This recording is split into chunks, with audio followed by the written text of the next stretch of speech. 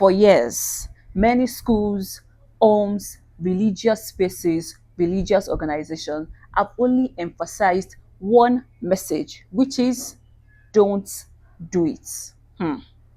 But here's the question we don't ask enough, which is, does abstinence only education actually work? And we tell these adolescents, oh, don't engage in sex. So we tell these young people, oh, abstain, keep your body only. Your body is the house of the Lord, which is, yes, it is, because I believe that, my body house is the Lord. But when we tell them, don't do it, what else are we telling them? When some parents have learned and they've mastered the skill of threatening their adolescents, threatening their young people. Do not engage in sex. Do not do what daddy and mommy will not do. Do not do daddy and mommy things. Don't do it. Don't do it. Don't do it. Everybody is screaming, don't do it. Don't do it. Don't do it. Don't do it. But the question is, isn't enough. My name is Precious Zoyeleke. I'm a sexual and reproductive health expert. I guide adolescents, young people on conversations that regard consent, building healthy relationship, understanding STI and HIV, and many other conversations as related to sexual and reproductive health. And one thing I've learned to master is understanding the behavioral patterns of adolescents and young people. Because trust me, to understand their sexual and reproductive health, you have to understand their behavioral pattern. These adolescent years and our young years, it's a very delicate years that you can either lose or gain your adolescent this period. So let's dive into today's video. What is abstinence only education? Like, I'll be looking at my notes, so please do well to pay attention to what I'm saying. Adolescent only education teaches that young people should avoid sex completely until marriage, often without providing information about contraception, consent, or sexual health. We live in an environment where, I preach abstinence only education, or I educate adolescents, young people on abstinence, on ABC, which works abstinence, be faithful to your partner, and correct use of contraceptives or correct use of condom. I amplify this message, but I would say that abstinence is a very good and healthy choice. Abstinence allows you to avoid conversations such as, oh, do I have an STI? STI that is usually contracted through, sexually transmitted infection. It allows you to avoid just those kind of conversations. You don't have to start thinking that, oh, am I pregnant? Am I not pregnant? Because, you're abstaining from sexual intercourse. So you're not even thinking about all of these. But is abstinence only education enough? Because we end up leaving adolescents, leaving young people with just the message of abstinence, but we don't teach them things like consent. We don't teach them things like contraception. We don't teach them things about self-awareness, how to report sexual abuse, how to manage sexual assault, not manage, how to report sexual assault, and how to undo yourself in situations like that. Because we only think that when it comes to sexual and reproductive education, we limit it to abstinence only education, and abstinence is just a part of sexual and reproductive health education.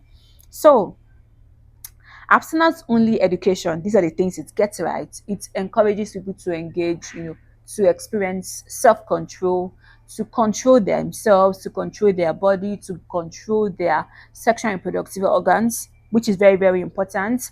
It also aligns with, my personal values. It aligns with religious value, because when you're abstaining, like I already said, like I laid the foundation, you don't have to bother about STI, you don't have to bother about HIV/AIDS, you don't have to bother HIV/AIDS.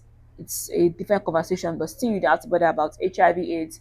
You don't just have to bother about is your partner faithful to you sexually, is your partner not faithful to you sexually, because you're not engaging in any form of sexual intercourse. Also, abstinence only education can delay sexual activity for some young people, because working with young people, I've come to realize that these young people, the things you tell them not to do sometimes is what they want to try out. After they've tried it, they'll not be like, oh, I shouldn't have done it. Oh, I should not have done that. But really, they've done it. So now, and there's nothing wrong in telling people to abstain. There's nothing wrong in people also choosing to abstain. In the week of me recording this video, a certain content creator, skit maker, came out and said that, oh, he has been abstaining for the past 4 years, and people started dragging him that, oh, it's not possible, oh, and what's now our own business, oh, this, and the guy was just trying to explain that it has helped his productivity, it has helped his mindset, it has helped him to clear his mind for the past 4 years, and he's grateful for it. So I believe that we should not shame anyone that chooses to abstain from sexual intercourse. There should be no form of shame in any form, shape, or any way, shape, or form. That's what I'm trying to say. So now, where does the problem lies in abstinence only education? The problem is not abstinence. The problem is abstinence only. Telling them to abstain is not the problem. But when your entire sexual and reproductive health conversation is just limited to abstinence, then we'll be dealing with a ticking time bomb that is on its way to happen. Because some of these adolescents will be like, my parents told me to abstain and I want to give it a trial. And some of them might end up having unprotected sexual intercourse. Because these adolescents, some of them never know what is running through never know what is running through their mind. I'm like, oh, it's my parent that gave me just those religious values. They've not yet taken it as their own personal values. So abstinence only education does not stop curiosity. Teenage years, adolescent years are the years filled with curiosity, are the years with trying to know your body. You are feeling some sexual sensations that on a normal day you won't feel it. Your body is growing, your body is changing, your body is it's showing signs. Number two, abstinence only education does not prepare for real life situations, because there's a situation where some people will be victims of sexual assault, sexual harassment.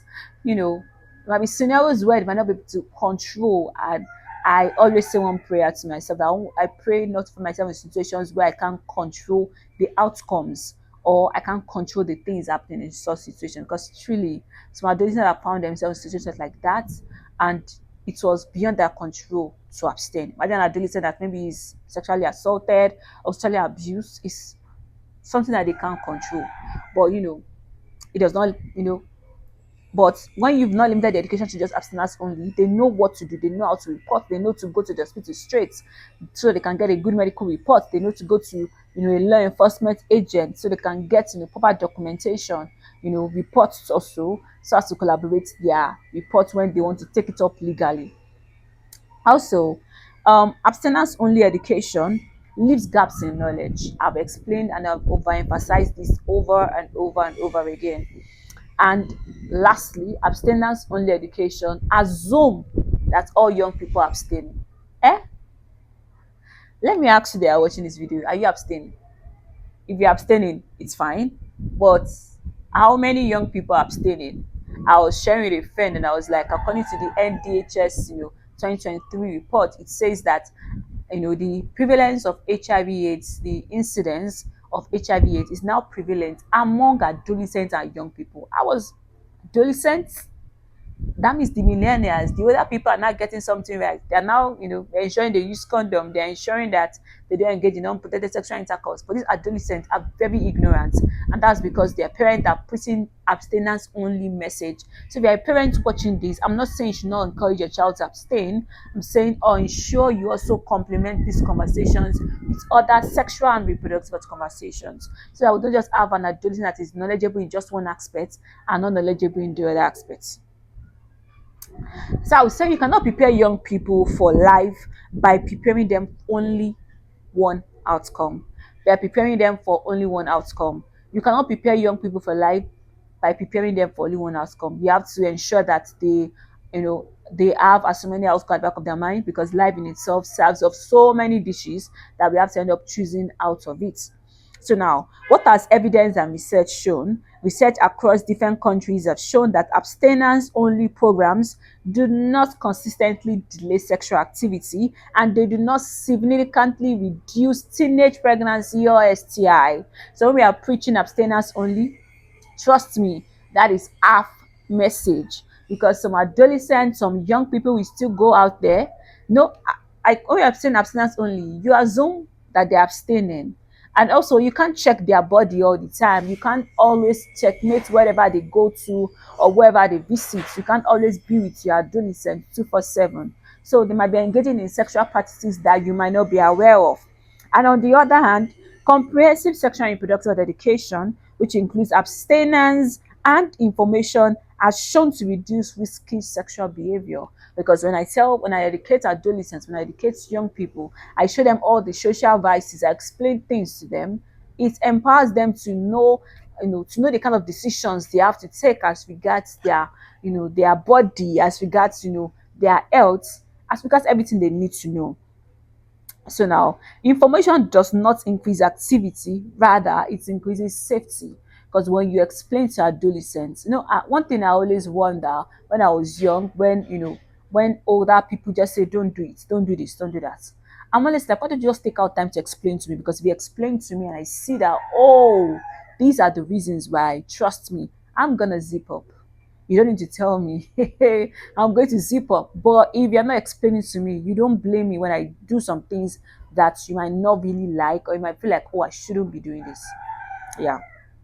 Now to the reality on ground. This is where lived experiences shines. In real life, not every young people are abstaining. And it's not rebellion, it's just our reality. It's not the reality in our society, it's just the reality we are saying. Some young people will still engage in sexual intercourse. Let us know this and let's have peace. That is why I'm saying, as long as you're picking abstinence only education to your words, to your children, to your adolescents, ensure you are complementing this information with other sexual and reproductive education conversations that they need to be aware of, so that we can have more adolescents that are informed. I'm tired of hearing stories, like personally. So now, not every young people are abstaining, not every young people will abstain. And there are so many factors that lie, because some of them might be pressured by their peers, their friends are having it and they want to give it a try. Some might be because of their partner in their relationship. Some might just be sheer ignorance. Some might be sheer ignorance, not because they were not really exposed. Like say, I mean information wise.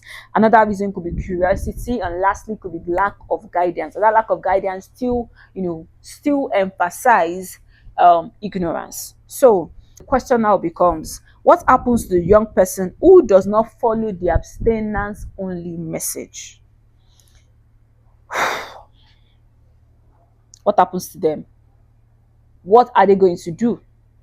So what happens to them is that some of them might end up becoming situations, victims of teenage pregnancy, might end up, becoming, get an STI, get an HIV, might not becoming victims of so many social vices. Some of them are beginning to explore some risky sexual behavior that they wouldn't have explored on a normal day. What young people actually need? Young people need values, and abstinence only is part of it. Number two, young people need accurate information. They need proper understanding of what consent is and what consent is not. They need to understand what protection is. Correct use of contraceptives, correct use of condoms. Number four, they need safe spaces to ask questions. And that's one of my desire. That's one thing I'm going to be working on. I'm already working on it already through my social enterprise, where we're going to tertiary institutions, so we can have more young people on board and let them have safe conversations without judgment. We listen, we don't judge. That is what we're going to be doing. But we listen, we do not judge. We're going to guide you so you can make better decisions for yourself and for your future. The goal is not just to delay sex, it is to protect their health, it is to protect dignity, and it's to protect their future. Because when adolescent young people make better decisions, it helps their health outcome and it helps their future outcome. So I would say we don't have to choose between values and information. We can teach both. We can teach adolescents, we can expose them to information that will help them, that will guide them, and we can also encourage them to also abstain from sexual intercourse. I would say that as you're talking to your adolescent, talking to your young people, encourage them to abstain, but also mention that for for those of you that for, because a lot of parents can't say these things like, oh, if you cannot wait and get this, and these are other safer options, or these are what you can do. But I'll say, ensure you give your adolescents, ensure you tell your young people. I would feel like as your children, start bringing conversations like this when they start entering secondary schools. Don't wait till they get into, higher institutions, tertiary institutions, before you start bringing these conversations. So I would say to them that you can wait. And if you are saying you do not want to wait, these are other safer options that you can do. Ensure you teach them that ABC still works, which is abstain, be faithful to your partner, and safer use of I say safer, correct use of contraceptive. Abstinence is a choice, but ignorance should never be the price of abstinence. Lack of information should never be the price of abstinence, because nobody should, face social vices or experience something just because they were ignorant. So, if we truly want to protect young people, if we truly want to protect young people, we must prepare them for the reality, not just intention. Don't just say that, oh, my intention was to ensure that they, please prepare them for the reality, ensure that they're empowered with this information. And most adolescents, most young people that you have this conversation with, they end up abstaining. It becomes their choice, not just as a reason, oh, daddy and mommy said, or uncle said, or a teacher taught me. No, it's now become their choices. What do you think? Should sex education focus on abstinence or include more? Let's have a respectful conversations in the comments. I'll be in the comments. Please do well to like, share, subscribe, share these videos to parents, share these videos to adolescents, young people, and I will see you guys in the next one. Bye.